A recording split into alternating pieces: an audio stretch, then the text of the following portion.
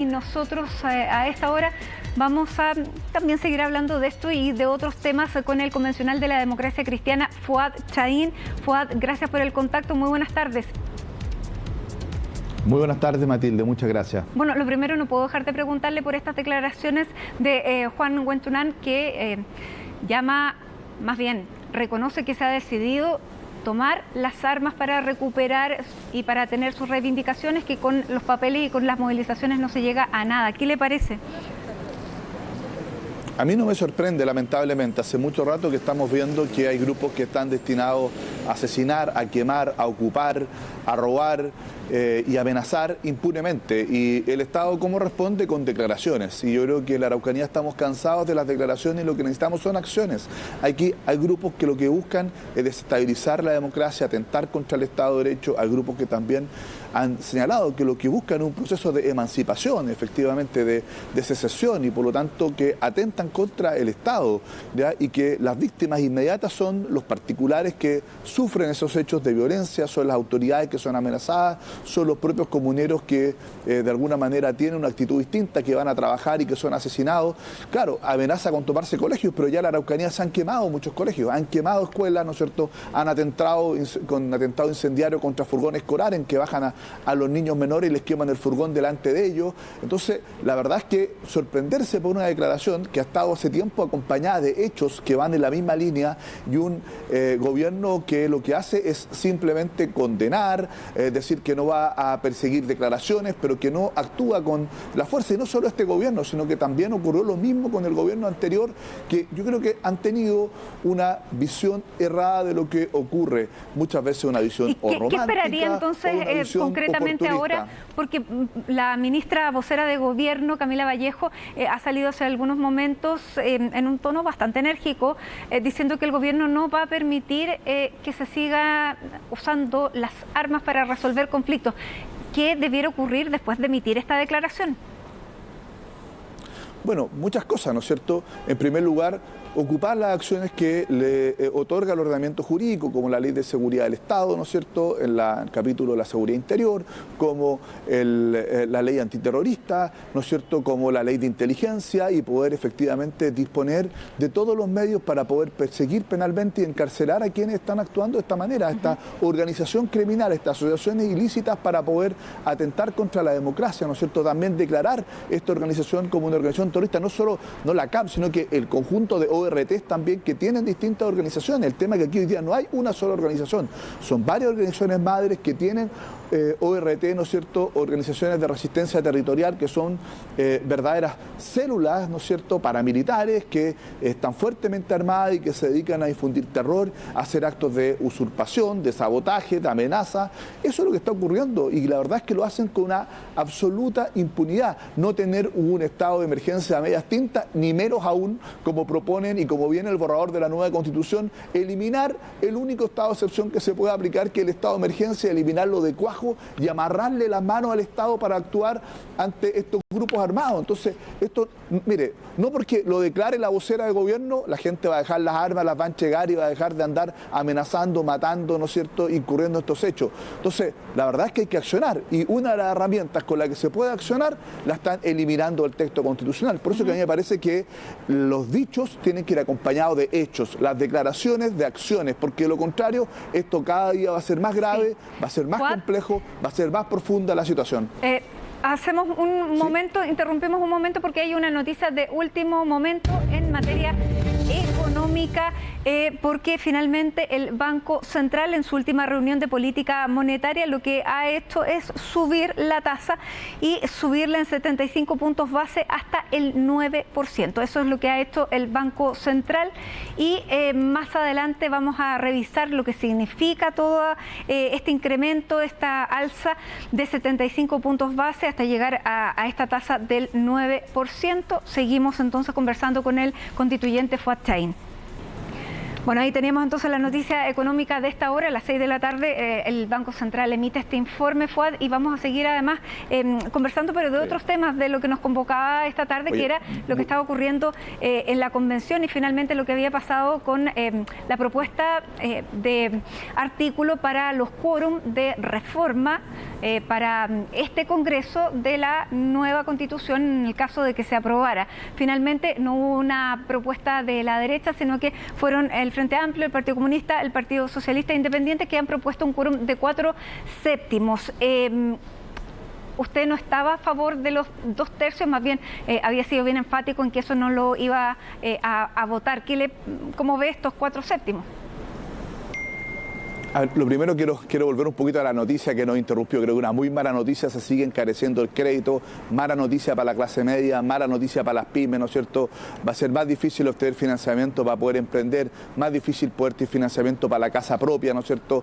Y creo que eso de alguna manera hace que de algunas cosas que teníamos como asumido de esos 30 años que tanto se criticaron, de donde hubo errores, bueno, la inflación estaba erradicada de nuestro lenguaje, teníamos un acceso a un crédito, digamos, en condiciones bastante más competitivas, y hoy día la verdad es que estamos viviendo una situación a la que no estábamos acostumbrados. Quiero hacer este paréntesis porque a veces se critica mucho lo ocurrido porque hay cosas que estaban en nuestra cotidianidad y que parecía que no las valorábamos. Sobre lo que tú me señalas, el quórum de los 4/7, yo lo comparto, yo estoy de acuerdo con el quórum de 4/7, pero este es un quórum bastante mentiroso. ¿Por qué es un quórum mentiroso?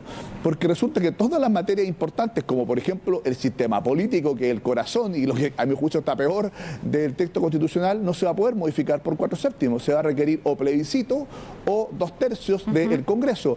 Bueno, se incorpora, ¿no es cierto?, todo el Estatuto de la Naturaleza, materias de Consejo de la Justicia, etcétera. O sea, todo lo más importante que está de alguna manera en el texto permanente, pero además se incorpora todo el Estatuto de la Naturaleza. Bueno, eso no se va a poder tocar.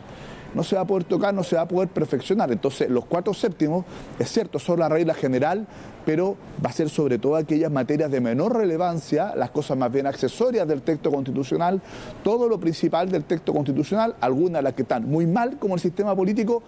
La mala noticia es que el Congreso no lo va a poder cambiar, no lo va a poder modificar, sino es a través de un referéndum o a través de un quórum de 2/3.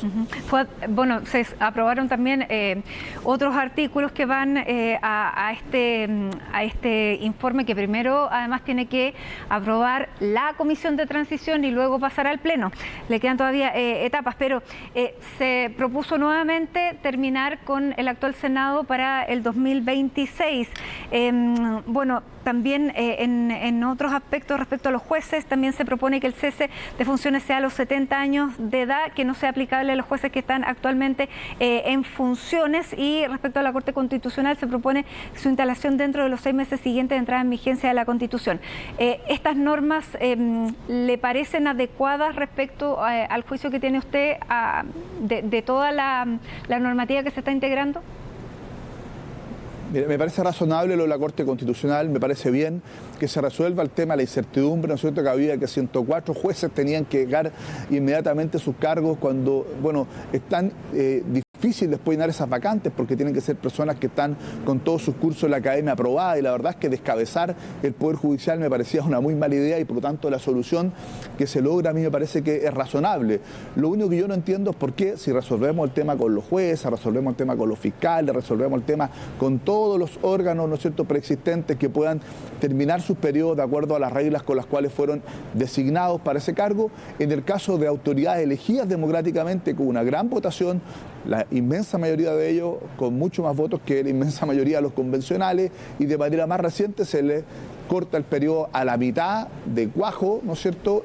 Eso a mí me parece un poco violento y discriminatorio, ¿ya? Eso yo no lo comparto, creo que eso atenta contra el principio democrático, sobre todo porque este Congreso va a tener un trabajo gigantesco, que es sacar adelante el conjunto de leyes para poder implementar la nueva Constitución en caso de ser aprobada. Entonces, la verdad es que es bien difícil exigirle que saque en tiempo récord a un Congreso que va a estar en etapa de disolución.